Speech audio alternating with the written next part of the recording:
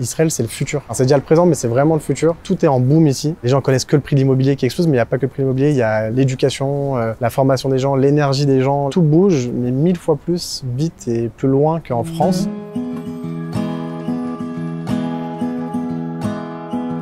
Ephraim Bismuth, bonjour. Bonjour. Vous êtes en Israël depuis 5-6 ans? Ouais, 6 ans, ouais. C'est un amour qui vous vient, on peut le dire, de l'enfance. Parce que vous avez une maman un peu sioniste, on peut le dire. Un peu beaucoup. Depuis petit, elle nous a mis ça dans la tête. L'amour d'Israël et le fait que le futur était en Israël et qu'il fallait absolument aller en Israël. On a essayé de faire l'Aliyah quand on était petit, avec ma maman principalement et mon papa qui faisaient les allers-retours. On a été une petite année dans un kibbutz inconnu de 99% des Français qui est pas loin d'Ashdod. C'était une expérience incroyable en tant qu'enfant, mais ça n'a pas trop marché pour les parents malheureusement. Quel âge tu avais? 8 ans, je dirais, je sais plus, 7-8 ans je crois. CM2, je me rappelle de la 10 classe, parce que c'était avant la 6e, je suis rentré en France, j'avais des lacunes de français incroyables, j'avais 0 à toutes les dictées et ça m'a marqué. Elle est restée, et donc j'ai toujours vécu ce décalage où je savais qu'il existait une autre vie juive possible que la vie juive qu'on avait en France, beaucoup plus ouverte, beaucoup plus libre, beaucoup plus qui va de l'avant, innovante, etc. Quand on est rentré en France, la pratique religieuse c'est pas la même. Moi j'allais en short en sandales avec une petite kippa rouge à la synagogue en Israël, et quand je suis venu en France, c'était des choses qui se faisaient pas, enfin tout était très différent. Et j'étais à 8 ans, j'étais dans les rues tout seul. En France, on peut pas sortir à 8 ans, c'est impossible, c'est dangereux. Tu habitais dans quelle région de France? À Villeurbanne, Lyon, pas du tout le même climat social. Et après, on a grandi et ça s'est un peu estompé. Moi, j'ai un peu perdu de vue tout ça. Le collège, le lycée, dans le lycée pas juif, donc j'ai un peu oublié tout ça, les études. Et c'est sur le tard que c'est revenu, quoi. J'ai fait le bac, S, après j'ai fait prépa. Après, je suis rentré à HEC, donc je suis parti à Paris. À HEC, on pense pas trop à Israël. Et si on pense à Israël, c'est pour les vacances, pour aller kiffer un petit peu sur la plage. En vrai de vrai, il y a une association qui s'appelle HEC Israël qui promeut un petit peu Israël, mais on fait juste un voyage de 1 semaine par an où on kiffe grave, et à part ça, il se passe pas grand chose. Quand on fait des études pareilles, pour ceux qui ont fait, c'est comme faire médecin, avocat, HEC, Polytechnique, c'est des études qui nous permettent de réussir en France, et on peut pas, personne n'a envie d'abandonner ça pour repartir à zéro loin et en Israël, quoi. Donc évidemment, le but c'était de rester en France, ou de rester dans ce monde-là où on est vu comme quelqu'un qui a déjà réussi alors qu'on n'a que 23 ans juste parce qu'on a un diplôme. Alors, à quel moment les choses ont commencé à basculer pour toi? J'avais 22 ans, un truc comme ça, et j'étais en plein création d'entreprise. On avait une société qu'on avait montée avec des copains d'HEC il y a 1 an avant ça, qui marchait très bien, enfin pour l'époque, en tout cas pour notre âge, ça marchait très bien. On avait déjà une dizaine dans la boîte, on travaillait avec Google, donc c'était très prestigieux, on gagnait pas mal d'argent, c'était très très cool. Et avant ça, en fait, j'avais fait un stage assez court en Israël, mais dans un Israël Tel Aviv startup, donc assez international. Et j'étais reparti avec des musiques, des souvenirs, des photos, et que je me repassais en boucle, notamment les musiques. Et ça me mettait une petite langueur dans le cœur. Et après, j'ai rencontré celle qui allait devenir ma femme. Et quand on a parlé de mariage et d'engagement, je me suis rendu compte que vivre en France, que ce soit à Paris ou ailleurs, mais déjà à Paris, avoir un bon boulot dans ce monde-là du judaïsme français, c'était pas du tout ce que j'avais comme imaginaire de moi pour ma vie quand j'étais petit, parce que j'avais grandi avec un imaginaire plutôt Israël par ma mère et après avec l'expérience qu'on avait en Israël. Et ça m'a fait un flashback et en 2 semaines, j'ai pris les bagages et je suis parti. Sans fiancée, en laissant la fiancée à Paris? J'ai laissé la fiancée. Alors elle, à l'époque, elle était à Lyon et après elle partait en Angleterre finir ses études. Donc, mais je voulais tellement être sûr de vivre en Israël que je voulais pas me faire avoir dans le traquenard que tout le monde fait, à savoir ils se marient, ils font des enfants et après plus personne ne bouge. Donc je lui ai dit voilà, moi je pars en Israël, évidemment que j'espère que tu vas venir, j'attends pour l'instant, mais moi je pars en Israël. J'ai vendu la boîte, grâce à Dieu on a vraiment eu une offre de rachat pile au moment où on a décidé de vendre la société avec mes associés. Et surtout au moment où tu as décidé de partir apparemment. Exactement, mais ça s'est fait tout en 1 semaine, ça veut dire ça a mijoté, et un jour je me rappelle que j'écoute une musique israélienne, je me mets à pleurer, ils me disent qu'est-ce que t'as? Je leur dis je pouvais pas comprendre, parce que c'était pas juste, donc je leur dis je pouvais pas comprendre, je vais dans une chambre pleurer sans comprendre ce qui se passe, et je sens que c'est la Neshama qui se réveille, qui a envie ça y est, quoi, de partir en Israël et de faire tout ça. C'est fou. Et c'est fou, et on était un mercredi peut-être, le dimanche je leur dis il faut qu'on parle, moi je peux plus rester. Donc à la limite je vais en Israël, je travaille de là-bas, mais voilà, je peux plus rester. Eux ils me disent bah en vrai nous aussi, ils ont monté un village écologique, social, je sais pas quoi, en fin fond de la France. Donc ils étaient plus du tout dans le modèle capitaliste, et on a décidé ça un dimanche, le lundi, tombé du ciel, il y a quelqu'un qui nous propose de nous racheter la boîte. On l'a revendu en 2 semaines, enfin c'est n'importe quoi, ça s'est fait très très rapidement. Dans le jargon, on dit que normalement il faut faire un roadshow, une boîte ça se vend, il faut aller voir plein d'acheteurs, et nous on en a eu un, il est venu, il a acheté, ça s'est fait comme si on vendait un pain au chocolat. Et j'ai vendu la société, je suis parti en Israël. Avec un petit pactole. Avec un petit pack. Ça t'a aidé? Ça m'a bien aidé. Quand on arrive, ok, avec un petit peu d'économie, d'accord, mais il faut quand même démarrer par quelque chose. Est-ce que tu parlais l'hébreu? Est-ce que tu avais des pistes, des contacts, des copains? Comment tu as commencé? J'avais la chance de parler un peu l'hébreu de par cette année qu'on a fait au kibbutz avec mes parents. Bon, j'avais tout oublié, mais ça laisse des traces, donc j'ai réappris très vite. Quand je suis arrivé, j'ai d'abord fait un peu de yeshiva pendant 1 an, que avec des Israéliens, parce que je voulais pas être avec des Français. Je voulais pas vivre l'aliyah à la française. Bon, spoiler, aujourd'hui, je suis qu'avec des Français toute la journée, mais bon. En tout cas, je voulais pas être avec des Français, donc j'ai fait une yeshiva avec des Israéliens, donc ça m'a rappelé tout l'hébreu. Et après, pour ce qui est du monde du travail, j'étais perdu, la vérité. Pourquoi la yeshiva? Disons que j'ai fait un petit détour qui est l'inverse de la yeshiva, non, de mes 16 ans à... Déjà, j'étais dans des écoles pas juives à partir de 13-14 ans, donc voilà, c'était un peu dur de garder la pratique. Et à partir du moment où j'ai quitté la maison, donc à 17-18 ans, je suis quitté la maison pour les études. Disons que j'ai progressivement lâché et après, je suis allé explorer des pistes un peu alternatives. Mais c'était pas ce que je voulais pour ma vie d'adulte, de parents, etc. Donc je voulais rattraper un peu le temps perdu et je voulais étudier. J'avais toujours vécu avec cette idée, enfin je pense qu'il vient de mes parents, hein, c'est pas moi, de dire que pour avoir une vie bien structurée, il faut vivre avec la Torah. Après, chacun pratique ce qu'il veut, mais que la Torah, c'est un vrai puits de sagesse et que si déjà on sait même pas la lire et l'étudier, c'est un peu compliqué. Donc je trouvais ça fou de se dire qu'on a la plus belle sagesse du monde et que quand je me retrouvais face à une Gemara, de me dire ça, c'est mon texte et je sais pas le lire alors que je sais lire du Victor Hugo, ça me semblait complètement fou. Donc je voulais au moins avoir les kelim, la capacité de lire ces textes, peut-être de les comprendre, mais déjà au moins de les aborder pour que ce soit pas une difficulté, parce que si ça me prenne un jour de vraiment m'investir là-dedans, je puisse. C'était un bon choix, Bnei-Brak? Ouais, c'était un bon choix. C'était un bon choix, c'était dur, c'était très formateur.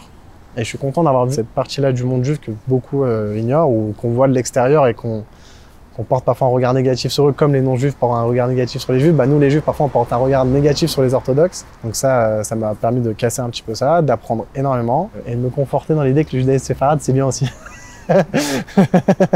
Qu'on n'est pas obligé d'aller à Bnei-Brak. Par contre, au niveau du travail, j'étais vraiment perdu. Spécialement en tant que Français, moi, l'idée que j'avais déjà, c'était qu'Israël, c'est vraiment pas top pour le travail et la vie matérielle. Que si on vient d'Israël, c'est forcément accepter une hérida et de galérer, de pas gagner sa vie, de pas trouver de bon travail, ou de faire des trucs pas honnêtes, ou alors des trucs honnêtes mais avec l'Israélien qui paye 20 shekels, 30 shekels de l'heure. La majorité des gens, quand ils parlent d'Israël, en tout cas, c'est toujours ce que j'entendais. Et après, moi, dans mon cas perso, je savais qu'en partant d'HEC, j'allais pas retrouver les salaires qu'on me propose à Paris et les postes qu'on me retrouve à Paris. Enfin, je l'ai vite compris ici en 2 entretiens que HEC, ils connaissent pas, les écoles de commerce, ils s'en foutent. La France, c'est un tout petit pays pour les... Enfin, c'est petit pour les Israéliens, donc voilà. Et quand je me suis rapproché plutôt du monde français en Israël, ça m'a pas fait rêver non plus. Donc c'était un peu dur. La vérité, les premières années, ça a été dur. Mais au final, parce que j'étais pas aiguillé, pas conseillé, parce qu'il y a vraiment plein de choses, mais on est juste pas au courant. Et je trouve ça dommage. Je me voyais pas faire ma vie que avec les Israéliens, parce que mine de rien, je suis venu, j'avais 27, 28 ans, on a une manière de vivre, de rigoler à la française, etc. C'est pas évident. D'un autre côté, je voulais pas tomber dans le stéréotype français, religieux, call center et tout ce qu'on imagine. Ça me faisait pas rêver. Donc je me suis tourné vers Kelita, ça m'a beaucoup aidé. J'ai rencontré au coworking de Kelita des gens très sympathiques, bosseurs, avec des beaux CV, français. Et on a pu s'entraider pour trouver des bons plans de travail, trouver des emplois qui sont ni 100% israéliens, ni dans l'archétype un peu négatif du français. On a mis le carnet d'adresses en commun, on a échangé du travail, des missions, des clients, du bouche à oreille, des copains. Le réseau, c'est bien pour trouver du travail, mais c'est bien aussi pour la vie de tous les jours. Pour réussir dans la vie, il faut connaître des gens qui réussissent. Et donc voilà, connaître des Français qui viennent en Israël, mais qui ont quand même envie de réussir et qui n'ont pas fait iouche et qui n'ont pas désespéré sur leur réussite professionnelle, matérielle, etc. C'était assez motivant. C'est comme ça que j'ai pu découvrir des choses qui se faisaient, en tout cas, connaître un peu mieux le monde israélien, les boîtes israéliennes qui existent, toutes les pentes de la société dans lesquelles il y a des entreprises. Et en France, c'est pas des domaines où on a l'habitude de voir des juifs travailler. En France, on connaît pas beaucoup de juifs qui travaillent dans l'aviation, dans l'armée, dans la police, dans la justice, dans l'éducation. On a médecin, avocat, architecte, enfin, on a 4-5 domaines dans lesquels on travaille et c'est tout. Et donc Qualité, ça m'a permis de voir un peu tout le scope. Et ça m'a ouvert beaucoup l'esprit. Et ça m'a aidé parce qu'on avait fait des sessions de review de CV aussi. Donc ça m'a aidé à avoir un CV un peu plus israélien. Donc ça, c'était pas mal. Et de l'autre côté aussi, j'étais avec Gvaim. Et eux m'ont permis aussi de rentrer dans pas mal de boîtes en entretien, notamment dans la tech, où j'avais pas mal d'entretiens à l'époque. Après ça, une fois que tu fais des entretiens, etc., tu t'imagines salarié ou ton âme d'entrepreneur reprend le dessus? Je pensais pas que c'était possible de remonter un truc en Israël. Donc je me suis fait une raison sur le fait que j'allais devoir trouver un travail. Et être salarié. Donc j'ai fait des process d'entretien et je suis arrivé en dernière étape dans un process d'entretien dans une très belle boîte tech à Jérusalem. Et arrivé en dernière étape, quand ils m'ont fait une vraie proposition, je me suis projeté dans le travail et je me suis rendu compte que c'était impossible pour moi d'être salarié. En plus, dans un poste vraiment tech, ce qu'on appelle le produit, le product dans le monde de la tech. Et moi, je suis quelqu'un qui a besoin d'action, je suis un commercial qui parle avec les gens. Donc ça me parlait pas du tout en réalité, j'ai refusé. Et j'ai décidé de remonter une société en Israël, tournée vers le marché français, mais depuis Israël, un peu similaire avec ce que j'avais fait avant à Paris. Il faut quoi pour avoir le courage de se lancer? Qu'est-ce qui fait que on y va, quoi? Honnêtement, Emouna et Bitachon. C'est que de la confiance, de la confiance, de la confiance. Enfin, je parle pour moi, je sais pas Bien comment chacun le prend à sa manière. Évidemment qu'il faut des contacts, il faut connaître, il faut une idée, il faut un projet, il faut tout ça. Mais ça suffit pas. Je pense que si déjà on a la folie apparente de venir en Israël, ce qui est un petit peu un acte de folie, autant le pousser jusqu'au bout et se dire qu'on fait confiance à 100% à celui qui est maître du monde et que si vraiment on pense qu'on a une bonne idée qui peut faire avancer les choses, bah faut y aller et les portes s'ouvrent.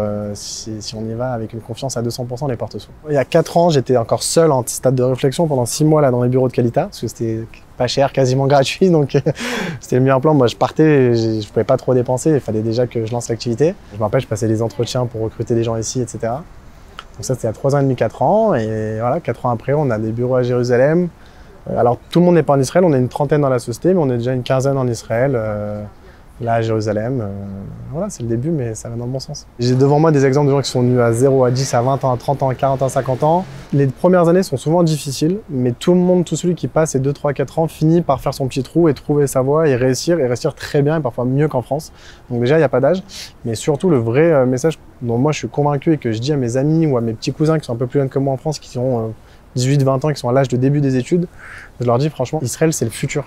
C'est déjà le présent, mais c'est vraiment le futur. Tout est en boom ici.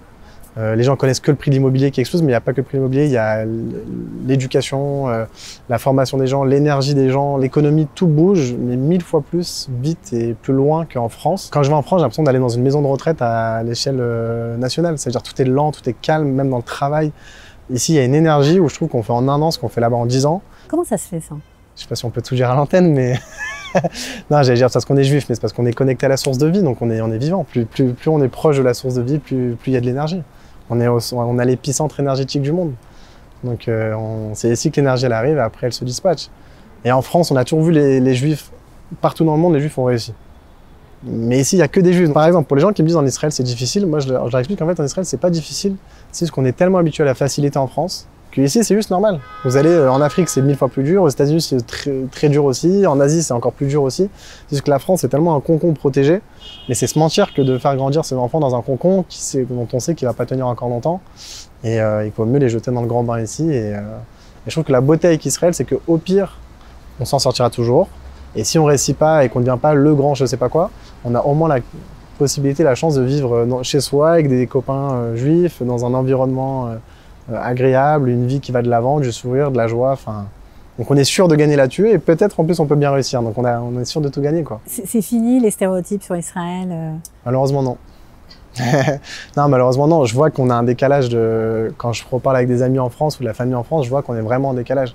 Mais moi quand je le vois, j'ai l'impression de voir le même décalage que mes parents qui me racontaient, notamment mon père qui me racontait par exemple un de ses frères ou 2 de ses frères qui étaient restés en Tunisie à l'époque où lui était venu avec ses premiers frères et sœurs en France et qui étaient restés en Tunisie parce qu'ils avaient déjà des magasins, des choses, ils étaient en place comme on dit et on sait où est la Tunisie aujourd'hui. Et j'ai l'impression de vivre le même décalage avec ceux qui aujourd'hui restent en France, qui pensent que la France va être encore un grand pays pour longtemps et qu'Israël est un petit pays, alors que quand on regarde les courbes, elles sont inversées à tous les niveaux. C'est-à-dire Israël monte à tous les niveaux et la France chute à tous les niveaux.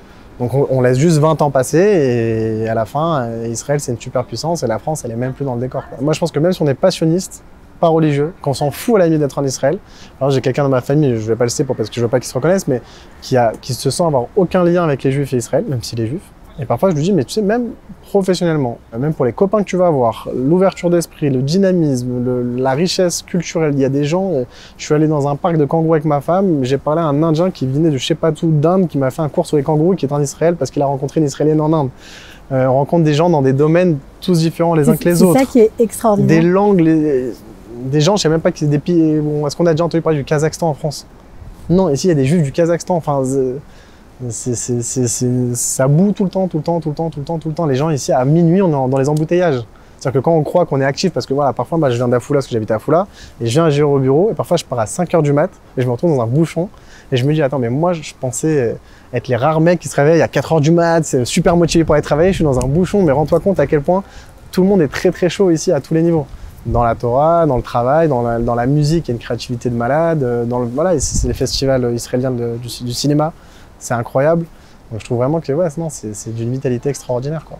Alors, tu vis à Afula. Ça aussi, c'est assez original quand même pour un francophone. Ça, ouais. Il n'y en a pas beaucoup. Comment es-tu arrivé là-bas? J'ai un peu de famille là-bas, j'ai ma soeur et ma mère, et ça s'est fait sur un coup de tête. C'était pas du tout prévu. C'était pas prévu. Je trouvais qu'Afula, c'était un coin perdu, alors qu'en soi, je viens de Villeurbanne. Villeurbanne, c'est une petite commune collée à Lyon, en France, qui est un petit pays dans le monde. Et je trouve que Villeurbanne, dans mon inconscient, dans mon imaginaire, c'est une place importante. Lyon, c'est une grande ville, et Afula, ça me semble complètement une petite ville. Alors que c'est l'inverse, Afula, c'est une ville du pays l'un des pays les plus extraordinaires du monde, alors que Villeurbanne, Lyon, c'est juste une petite ville dans un petit pays qu'un Américain ne sait même pas où c'est la France sur la carte. Vraiment, quoi. 50% des Américains ne savent pas où c'est la France sur la carte. C'est qui tes voisins avec qui tu vis? Ah, ça, c'est une très bonne... merci pour la question. J'ai des voisins tout à fait ordinaires. Le monsieur, je crois, il fait des chipoutines, donc des travaux, et policier en même temps. La maman, elle est malade, donc je crois qu'elle travaille pas. Mais on les a rencontrés à un mariage d'un autre voisin. Et ils nous ont appris qu'ils ont un de leurs enfants qui adorait dessiner quand il était petit. Donc sa maman l'a mis dans une école de design en Israël à 17-18 ans, dans un bled paumé là-bas, dans le nord d'Israël. Et aujourd'hui, il a même pas 30 ans et il est chef designer dans la maison LVMH. Donc il tourne entre Paris, Milan, Madrid tout le temps, avec les plus grands directeurs mode de LVMH, donc Louis Vuitton, Gucci, toute une Dior, Hermès, enfin tout ce que vous voulez. Il est dans l'hôtel privé pas loin des Champs-Élysées, alors qu'il vient d'un coin paumé en Israël de parents dont je suis sûr que les grands-parents étaient agriculteurs. Et voilà, c'est ça Israël, c'est-à-dire qu'ils n'ont pas de barrière. C'est des fils de kibbutznikim qui montent des startups qui valent des milliards. C'est des fils de gens totalement simples qui finissent chez Louis Vuitton. Et ils ont une créativité, une force de vie qui je trouve est incroyable et que je recommande à tout le monde de venir en profiter ou y participer, quoi. Tu es chef d'entreprise, tu as une certaine vision du monde professionnel. Et est-ce que tu penses que pourrait peut-être aider les francophones à mieux s'intégrer ici? Tout à fait. C'est un projet qui me tient de plus en plus à cœur, qui est balbutiant, auquel je réfléchis de plus en plus. Mais je pense vraiment que les Français juifs ont tout à gagner à venir en Israël, Béhémet. Il ne faut pas juste venir par sionisme, il faut même venir parce qu'aujourd'hui c'est mieux en Israël qu'en France. Mais malheureusement on ne connaît pas. On connaît absolument rien du monde israélien. Mais même le monde francophone en Israël, il est très mal connu. C'est vrai qu'on a beaucoup de préjugés sur le monde israélien, que ce soit sur le monde des Israéliens en Israël, mais même quand on est en France et qu'on veut venir en Israël, même sur le monde des Français en Israël, on a des a priori, des préjugés. Ça semble très noir de l'extérieur. Et c'était peut-être le cas dans le passé, mais aujourd'hui, ça l'est plus du tout. Et moi, ce qui me peine et ce que j'ai envie d'aider à résoudre, c'est qu'il y a de plus en plus de très très belles sociétés en Israël, montées par des Français, où il y a du travail, notamment pour des gens francophones qui parlent pas anglais, qui parlent pas hébreu, qui peuvent avoir des boulots intéressants, bien payés, avec des plans de carrière intéressants. Et sauf qu'on n'est pas au courant que ces entreprises existent. Après ça, ce que j'aimerais vraiment faire, le jour où on a plus besoin de travailler pour vivre, j'aimerais beaucoup retourner en roule en France et dans les autres pays pour leur montrer Béhémet, ce que c'est le monde du travail en Israël et à quel point il est, mais on gagne mieux en Israël. Une fois qu'on est établi, on gagne mieux en Israël. C'est plus intéressant, c'est plus vivant, c'est plus enrichissant. Et faire savoir ça à tous les juifs qui sont en roule, parce que la plupart, beaucoup, veulent venir en Israël, mais ne veulent pas parce qu'ils ont peur de perdre au change en termes matériels et financiers, de travail, etc. Et en vrai, c'est des mirages, c'est des peurs. Et sauf que la peur, c'est pas vrai. C'est de l'extérieur, ça a l'air plus dur, etc. On a l'air de galérer en Israël. Mais c'est pas vrai, je connais beaucoup de gens qui réussissent mieux en Israël qu'en France, que ce qu'ils auraient pu même réussir en France. On ne connaît pas encore assez. Et j'aimerais que ça se sache, parce qu'il y aura beaucoup de gens qui viendraient en Israël s'ils savaient que c'était à ce point-là faisable et possible de bien réussir en Israël. C'est quoi ton plus beau souvenir ici? Ton moment le plus fort, la chose qui tient chaud au cœur des fois, quand il y a dû quand même avoir des moments un peu durs. Ouais, non, c'est tous les jours durs. C'est tous les jours durs, waouh. Qu'est-ce que t'aimes par-dessus tout ici? La vie. La vie. Le quotidien. Je parlais de ça avec je sais plus qui, on se dit, parce qu'on rigole souvent sur les Français qui ont 4 milliards de semaines de vacances par an, alors que nous, un Israélien classique, il a 12 jours, le pauvre, donc à peine de quoi mettre ses rendez-vous médicaux et d'aller chercher ses enfants à l'école tôt quand il n'a pas le choix. Et malgré ça, on ressent pas le besoin de vacances. Alors, ça fait du bien les vacances, on se retrouve en famille, etc. Mais on est content de vivre, quoi. Il y a une vitalité. Moi, ce que j'aime, c'est de me réveiller le matin et voilà, je sais pas. Je me rappelle que quand j'étais à Jérusalem, tous les matins, quand je chantais de chez moi, je disais merci Hachem, je suis en Israël, je suis à Yerushalayim. Voilà, ça suffit à soi-même, quoi. Et quand on a acheté une maison avec ma femme à Afula, Et je pense que ça, c'était peut-être le plus beau jour que j'ai eu en Israël. J'ai jamais été propriétaire de quoi que ce soit, et ici on l'est, donc ça veut dire que ça y est, on fait partie d'ici en fait. On est venu poser les bébés, on est remonté à la source. Ça, c'était un grand jour. Comment tu résumerais en quelques mots voilà, ces 6 années passées ici? Merci Hachem. Merci Hachem, merci Hachem. C'est ce que je me dis tous les matins, merci Hachem, parce que la vie, je connais... Il y a des gens qui refont malheureusement une Irida, qui repartent en France et ça se passe pas bien pour 100% des gens.